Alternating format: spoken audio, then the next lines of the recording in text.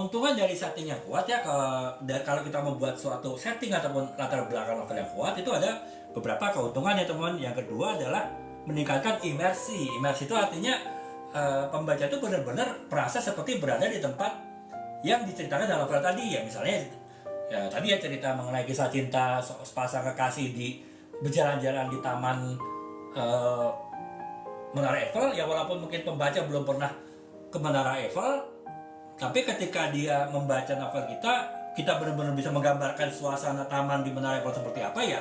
Si pembaca itu seolah-olah juga berada di Menara Eiffel ya, seolah-olah bisa membayangkan Menara Eiffel seperti apa. Jadi itu tentunya kalau setting yang kuat, misalnya setting tempat gitu ya, dalam novel itu ya bisa membuat pembaca itu membayangkan secara tepat apa yang ingin dimasukkan oleh penulis tadi gitu. Kemudian dia bisa memperkuat tema dan karakter teman-teman yang saya bilang tadi. Misalnya tema sebuah novel itu ada ketegangan, thriller, mengenai suatu tempat yang rawan bencana alam, kemudian terjadi bencana alam.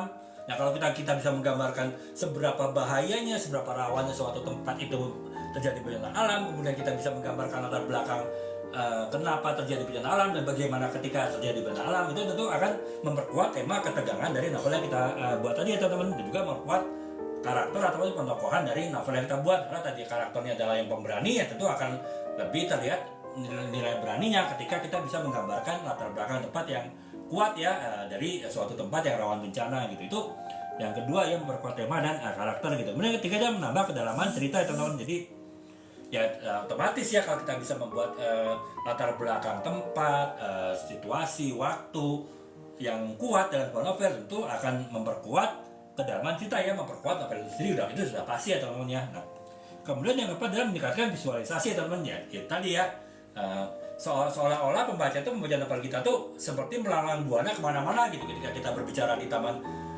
Menara Eiffel, seolah-olah pembaca di taman Menara Eiffel. Ketika kita berbicara seorang berjalan-jalan di Menara Pisa, seolah-olah pembaca tuh berada di Menara Pisa. Jadi secara visual tuh pembaca tuh seperti menonton film gitu, walaupun sedang membaca novel teman-teman. Jadi itu ya teman-teman ya, 4 keuntungan ketika kita bisa membuat latar belakang novel